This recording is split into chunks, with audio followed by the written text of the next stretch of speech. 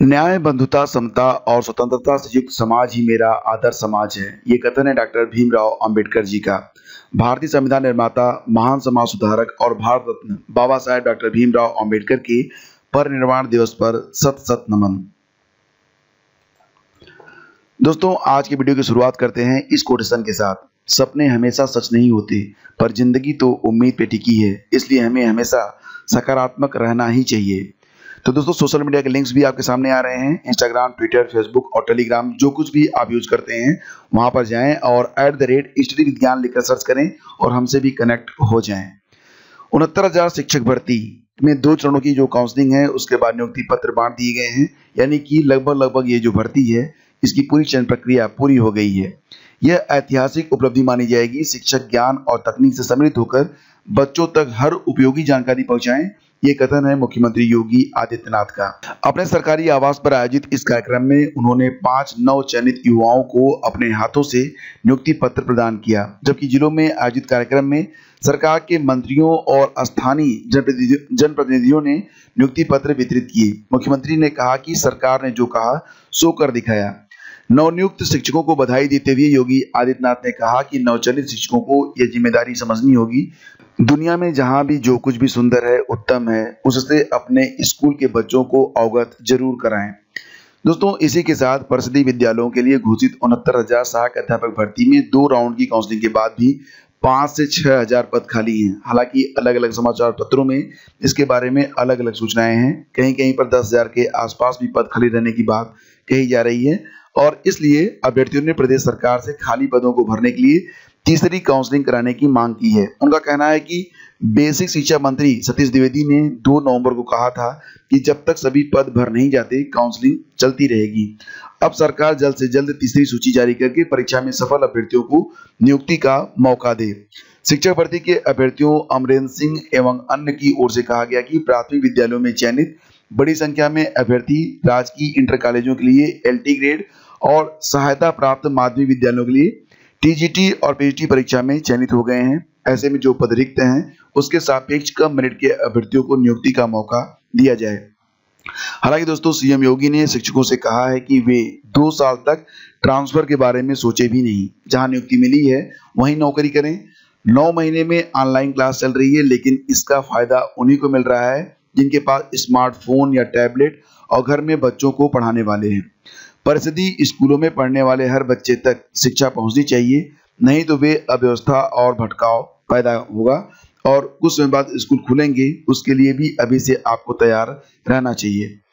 दोस्तों, परिषदीय प्राथमिक विद्यालयों में 69,000 सहायक अध्यापक भर्ती में दिव्यांगजनों को 4% आरक्षण देने की मांग को लेकर दिव्यांग अभ्यर्थियों ने शनिवार को पत्थर गिरजाघर के पास प्रदर्शन किया। दिव्यांगों का दावा है कि जिला आवंटन सूची में उनके लिए निर्धारित विशेष आरक्षण के प्रावधानों की अनदेखी कर वंचित वर्ग को मुख्य धारा में शामिल होने से रोकने का प्रयास किया गया है। अभ्यर्थियों का कहना है कि प्रदेश सरकार ने दिव्यांगजनों के लिए 4% आरक्षण की अधिसूचना 2018 में जारी की थी, लेकिन इस भर्ती में केवल 3% आरक्षण का लाभ दिया गया। उच्च गुणांक वाले दिव्यांग अभ्यर्थी जिन्होंने सामान्य श्रेणी में चयनित अभ्यर्थियों के समतुल्य या अधिक गुणांक अर्जित किया है, उन्हें भी दिव्यांग श्रेणी में चयनित माना गया है। मांग रखी कि 69,000 भर्ती में दृष्टिबाधित और श्रवणहास दिव्यांगजनों की बची सीटों को चलन क्रिया बाधित अभ्यर्थियों से भरा जाए। दिव्यांगजनों के लिए विशेष आरक्षण के संदर्भ में यह प्रावधान है कि पिछली भर्ती में यदि निर्धारित संख्या के अनुरूप उपयुक्त अभ्यर्थी नहीं मिलते या सीटें रिक्त रह जाती हैं तो उन्हें आगामी भर्ती में समायोजित कर दिया जाता है। लेकिन पिछली भर्ती यानी कि 68,500 सहायक अध्यापकों की भर्ती में दिव्यांगजनों के रिक्त पदों का समायोजन इस भर्ती में नहीं किया गया है। और यहाँ पर जो खबर है वो इसमें यही लिखा गया है कि सीटें पूरी तरह भरे जाने तक काउंसलिंग होती रहनी चाहिए, यानी कि 3rd राउंड काउंसलिंग की बात यहाँ पर कही गई है। और यहाँ पर कहा गया कि शिक्षा मंत्री सतीश द्विवेदी ने 2 नवंबर को यह बात कही थी, इसलिए 3rd राउंड की काउंसलिंग भी जरूर होनी चाहिए। दोस्तों, इलाहाबाद हाईकोर्ट ने सहायक शिक्षक भर्ती 2018 में उत्तर पुस्तिकाओं के मूल्यांकन को लेकर दाखिल याचिका पर बेसिक शिक्षा विभाग से जानकारी मांगी है। एक ही उत्तर पुस्तिका के कई बार मूल्यांकन में अंक बदलने पर कोर्ट ने पूछा कि परीक्षा और उत्तर पुस्तिका का मूल्यांकन एक ही एजेंसी करा रही है, तो मूल्यांकन में हर बार अलग अलग अंक कैसे आ रहे हैं। यह आदेश जस्टिस यशवंत वर्मा ने गुरु प्रसाद की याचिका पर अधिवक्ता अग्निहोत्री कुमार त्रिपाठी को सुनकर दिया है। याचिका के अनुसार याची को वर्ष 2018 की लिखित परीक्षा में पहले 56 अंक मिले, फिर उसे याचिका दाखिल कर चुनौती दी। कोर्ट के आदेश पर उत्तर पुस्तिका का मूल्यांकन यानी कि पुनर्मूल्यांकन होने पर उसके अंक 58 हो गए हैं। और आज बीईओ की मुख्य परीक्षा भी हो रही है। जैसा कि आप लोग जानते हैं कि प्रयागराज, गाजियाबाद और लखनऊ में परीक्षा हो रही है, जिसमें कुल 4173 अभ्यर्थी जो है वो शामिल हो रहे हैं। और इसमें जो जीएस का क्वेश्चन पेपर होगा, अगर वो हमें प्राप्त हो जाएगा तो आज ही हम उसको करेंगे डिस्कस, नहीं तो इस पर डिस्कशन जरूर होगा। और दोस्तों, अगर आपने अभी तक हमारे स्टडी विद ज्ञान प्रकाश 2.0 यानी कि दूसरे चैनल को सब्सक्राइब नहीं किया है तो सब्सक्राइब कर लें, क्योंकि इस चैनल पर ही आगे चलकर आपको सारी सूचनाएं प्राप्त हो सकेंगी। तो चैनल को सब्सक्राइब करना आपका बहुत जरूरी है। इसका लिंक वीडियो के डिस्क्रिप्शन और कमेंट बॉक्स में दिया गया है।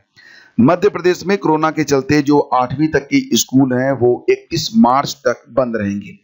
पहली कक्षा से 8वीं तक प्रोजेक्ट वर्क के आधार पर मूल्यांकन किया जाएगा। कक्षा 10 और 12 की बोर्ड परीक्षाएं होंगी तथा इनकी जो कक्षाएं होंगी वो शीघ्र आरंभ होंगी। कक्षाओं में सोशल डिस्टेंसिंग व अन्य सावधानियों का पूरा पालन किया जाएगा। कक्षा 9 और 11 के विद्यार्थियों को सप्ताह में 1 या 2 दिन स्कूल बुलवाया जाएगा। मुख्यमंत्री ने आगे कहा कि प्रदेश में शिक्षा के क्षेत्र में मार्गदर्शन के लिए शिक्षाविदों को एक समिति जो है वो बनाई जाएगी। और दोस्तों, एक छोटी सी गलती से आप भी अगर आप सामाजिक विज्ञान विषय के एस्पायरेंट हैं टीजीटी के, तो ये खबर बहुत ही काम की है आपकी। इसको ध्यान से देखिए, क्योंकि एक छोटी सी गलती से आप जो है अपनी सीट गंवा देंगे। दोस्तों, आपको बता दें यहाँ पर कि सहायता प्राप्त माध्यमिक विद्यालयों में प्रशिक्षित स्नातक यानी कि टीजीटी 2016 सामाजिक विज्ञान में कुल 3662 अभ्यर्थियों की लिखित परीक्षा का परिणाम घोषित होने के साल भर बाद ही साक्षात्कार वो नहीं दे सके हैं। परीक्षा में नागरिक शास्त्र, भूगोल, इतिहास और अर्थशास्त्र विषयों के 4 खंड में प्रश्न पूछे जाते हैं। अभ्यर्थियों को इनमें से 2 खंडों के प्रश्नों का एक ही जवाब और ओएमआर शीट पर देना होता है। समझ के बाद, नागरिक शास्त्र, भूगोल, इतिहास और अर्थशास्त्र, ये 4 जो है टॉपिक होते हैं, 4 विषय होते हैं। अभ्यर्थियों को इनमें से 2 खंडों का जवाब देना होता है ओएमआर शीट पर। कोई भी 2 आप खंड चुनिए, उसका जवाब दीजिए। लेकिन सैकड़ों अभ्यर्थी ऐसे थे जिन्होंने 2 खंड का जवाब देने के अलावा तीसरे खंड को भी टच किया, और बस यहीं पर वो गलती कर गए। इन लोगों का जो परिणाम है वो रोक दिया गया है। तो चयन बोर्ड ने इन अभ्यर्थियों का परिणाम घोषित नहीं किया। इसके खिलाफ उन अभ्यर्थियों ने हाई कोर्ट में याचिका कर दी। मनोज कुमार और 99 अन्य के मामले की सुनवाई करते हुए कोर्ट ने 14 फरवरी 2020 को उन अभ्यर्थियों का परिणाम घोषित करने का आदेश दिया था जिन्होंने 2 खंड के अलावा गलती से तीसरे खंड के 1 या 2 सवाल हल कर दिए थे। हालांकि चयन बोर्ड ने कोर्ट के इस आदेश के खिलाफ डबल बेंच में अपील कर दी, जो अब तक विचाराधीन है। तो दोस्तों, ये गलती आप मत करना। यानी कि सामाजिक विज्ञान से अगर आप टीजीटी में अप्लाई कर रहे हैं तो ध्यान रखिएगा कि सिर्फ 2 ही खंडों का जवाब आपको देना है। तीसरा विषय आप टच मत करना, नहीं तो जो स्थिति होगी वो आपके सामने है। ये मामूली सी गलती होती है दोस्तों, लेकिन इससे आपका जो करियर है उस पर बहुत ही गंभीर प्रभाव पड़ता है। और जैसा कि आप लोग जानते हैं, टीजीटी पीजीटी भर्ती 2016 के सभी विषयों के जो इंटरव्यू चल रहे हैं वो 16 दिसंबर को खत्म हो रहे हैं, लेकिन सामाजिक विज्ञान का विवाद अभी तक हल नहीं हो सका है। और दोस्तों, आपको अपने गांव के जो डॉक्टर होते हैं उनके प्रति विशेष सावधानी बरतने की आवश्यकता है। और मैं देखता हूं कि बहुत सारे डॉक्टर ऐसे हैं जो ना तो कोविड-19 के नियमों का पालन करते हैं और ना ही उनके अंदर ये दिलचस्पी रहती है कि वो स्वच्छता के नियमों को अपनाएं और लोगों को बताएं।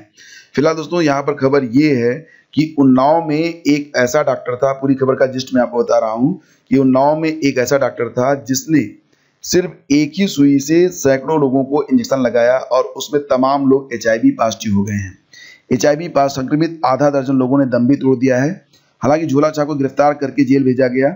6 महीने बाद वो जेल से छूटा और गांव छोड़कर फरार हो गया है। तमाम लोग हैं गांव के जो अभी संक्रमित हैं और चोरी छिपे अपना इलाज भी करा रहे हैं, क्योंकि अभी भी समाज में अगर किसी को एड्स यानी कि HIV हो जाए तो सामाजिक रूप से लगभग उसे बहिष्कृत कर दिया जाता है, क्योंकि शिक्षा का भी अभाव है और कहीं न कहीं रूढ़िवादिता हमारे मन में जन्म अभी भी जो ले चुकी है वो बाकी है। तो ये चीज़ें हैं, यानी कि आपको जो है जब भी आपके घर में आसपास कोई डॉक्टर आए तो ये ध्यान रखिए कि उसने दस्ताने पहन रखे हों, और इंजेक्शन तो हमेशा नया लेके ही लगवाइए। कभी भी डॉक्टर अगर मतलब पुराना इंजेक्शन लगाना चाहता है तो उसको सख्ती से मना कर दे कि ये मत कीजिए। और दोस्तों आपको बता दें कि हरियाणा के स्वास्थ्य और गृह मंत्री अनिल विज कोरोना से संक्रमित हो गए हैं। पिछले महीने ही उन्होंने 3rd राउंड के परीक्षण के दौरान स्वदेशी कोवैक्सीन लगवाई थी। 20 नवंबर को पहली खुराक उनको दी गई थी। सवाल खड़े होने पर वैक्सीन निर्माता कंपनी भारत बायोटेक ने कहा कि 2 डोज के बाद यह प्रभावी होती है।